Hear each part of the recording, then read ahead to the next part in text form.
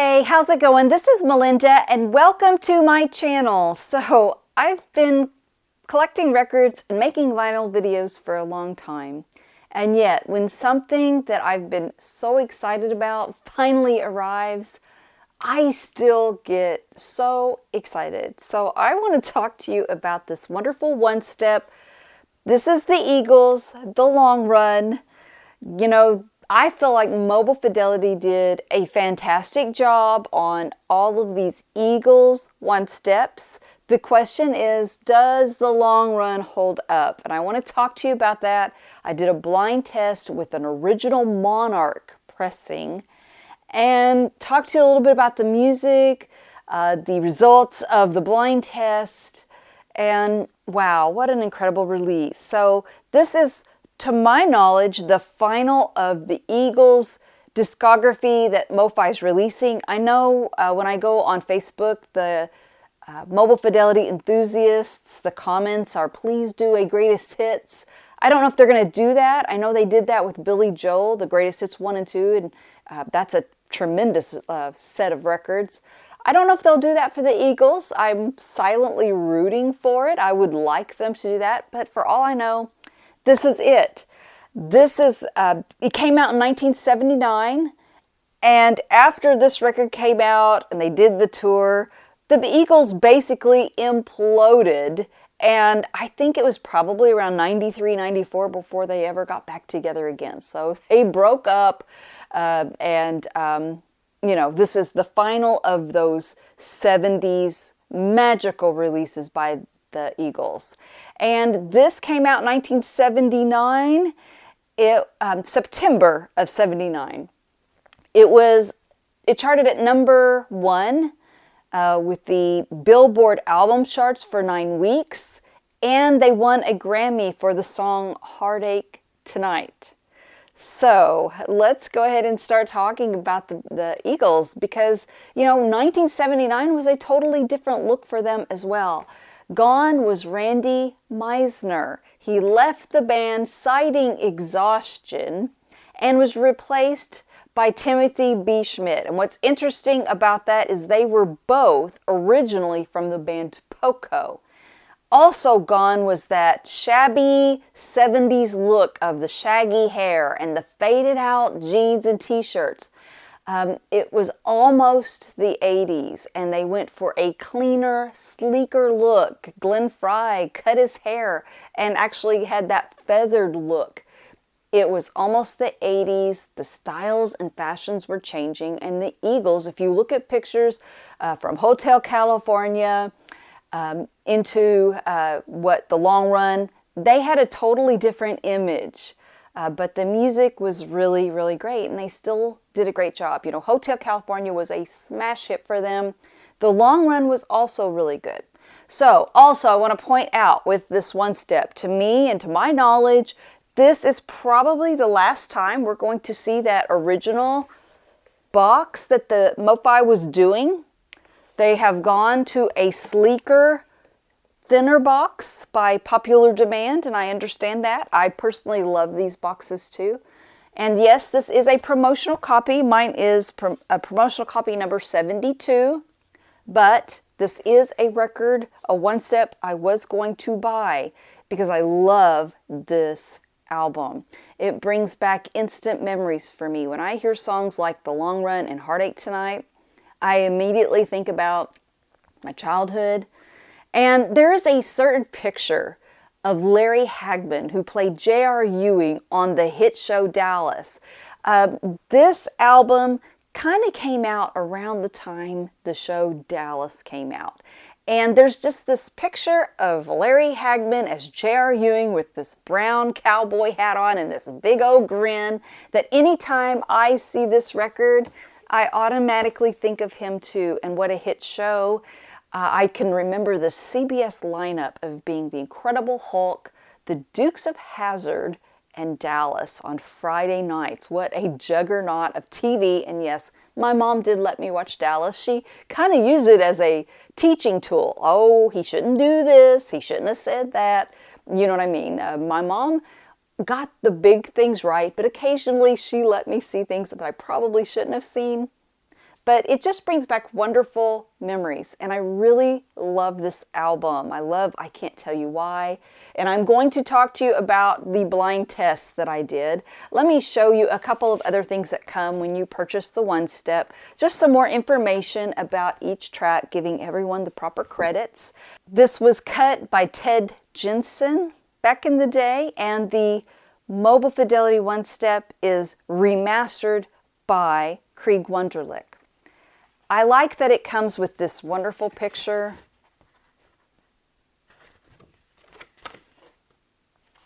And the track listing. And it is a 2 LP 45 RPM record. So really, really good.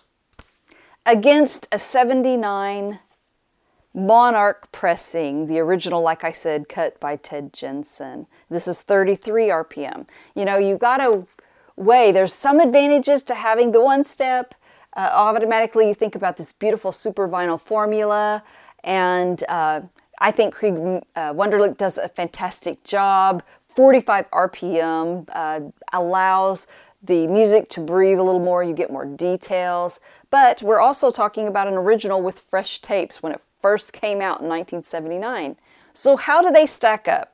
I want to give a special thank you to my husband because, again, he played the songs for me. I had my eyes closed. I didn't know when it was A or B. I had to choose which one I preferred and why, and I wrote it all down. Let's start with the first example that I want to talk to you about today, The Long Run, the title track. Probably my favorite song on there. So I listened to both very carefully, and I'll be honest, I think this sounds really good. This Eagles, the original, it has Sterling stamped in the dead wax. It's Monarch pressing, but I will say I preferred the MoFi One Step, and here's why.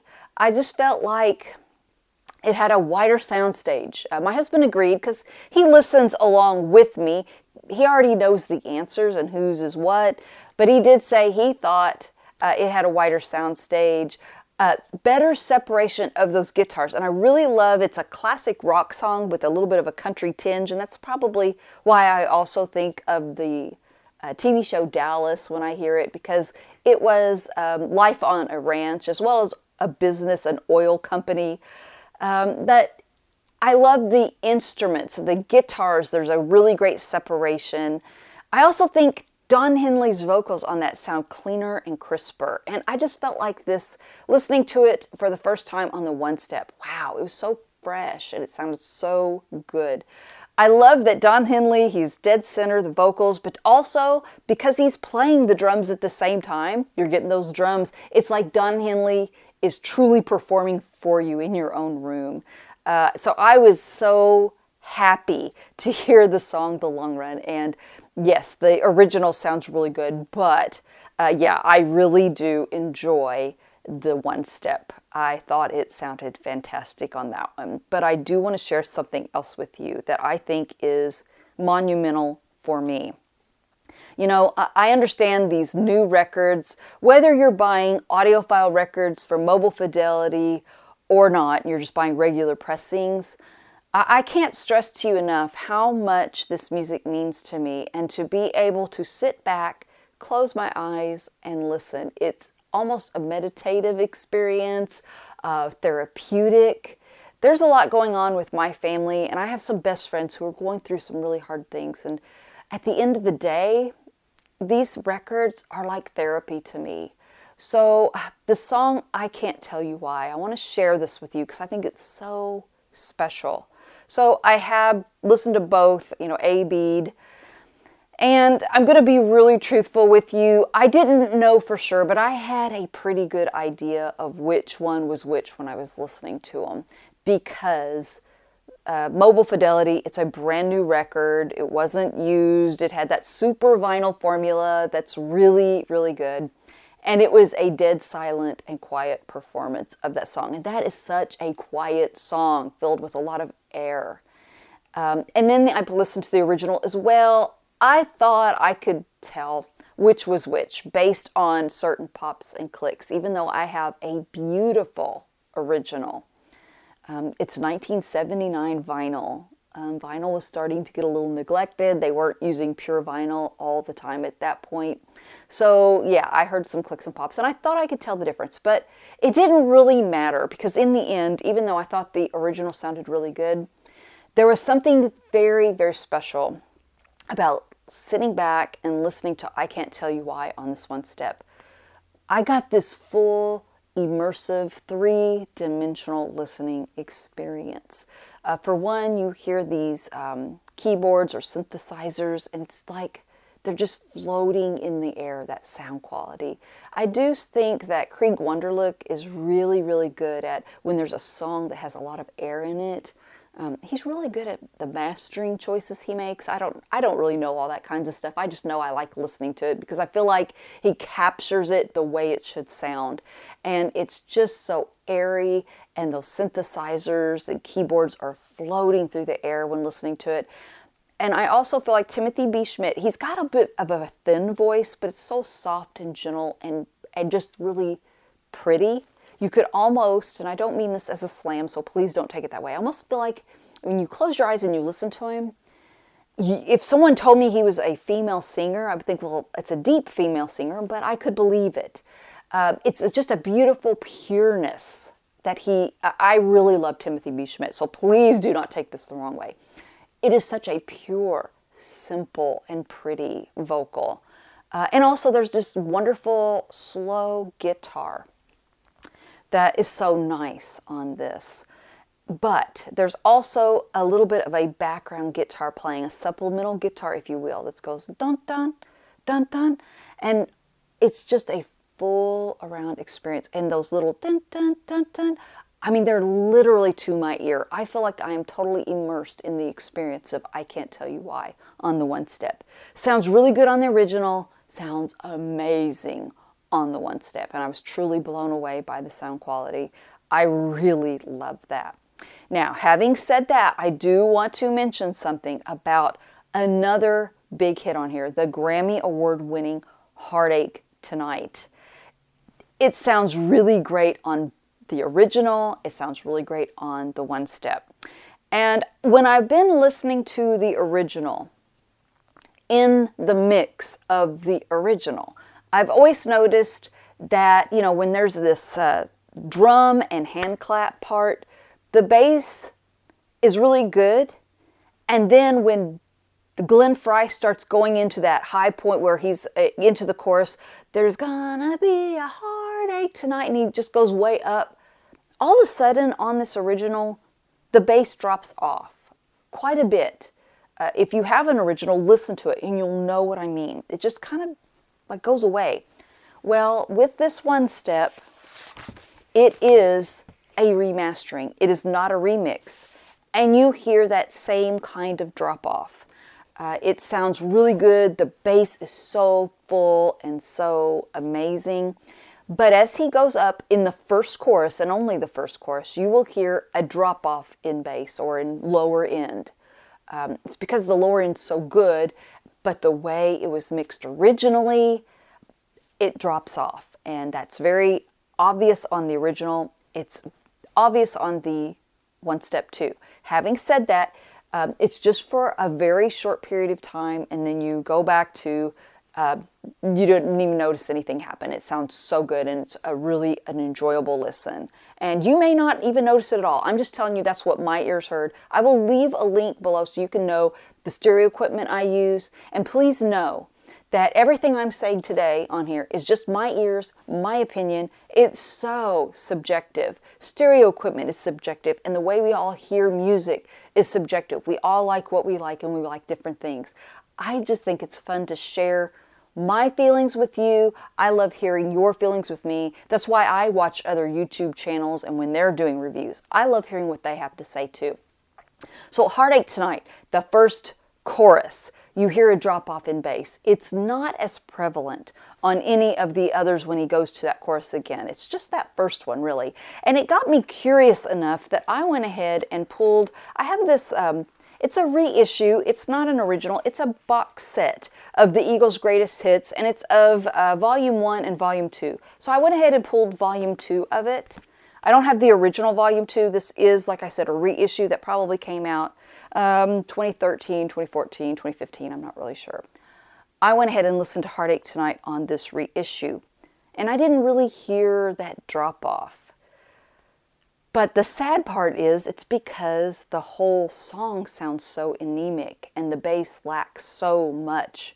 Everything about it sounds weaker, so, that's not a good comparison, but I wanted to tell you that because I did listen to this out of curiosity as well. Heartache Tonight on the One Step, I will say Glenn Frey's vocals sound really good. They're not as shrill. I'm not saying the original shrill, but it's more shrill than the One Step. And wow, I really think this is such a beautiful release. And that one little part of Heartache Tonight, when you compare to the original and this, it doesn't detract to me the amazing quality you get with this box set. I've been so pleased with all of these Eagles One Steps. I am equally pleased with this. And then, of course, there's some more wonderful songs. I love In the City, Joe Walsh. He's amazing. I remember seeing them in concert back in 2017, and Joe Walsh really stole the show. One of the songs he sung was In the City. It sounds fabulous on here. His vocals really good. They did a great job with how the tone and the quality of the guitar sounds on all of these songs. The Disco Strangler is fun. King of Hollywood. Heartache Tonight, I've already talked about. Those Shoes, I really like that. I think it's such a cool sound. When I hear it, it just brings me back to that era. I'm thinking it's a talk box. Let me know in the comments. I think I'm hearing a talk box. Back in the day, Peter Frampton did that kind of trickery too, and it was just a cool effect. It sounds absolutely wonderful on this One Step.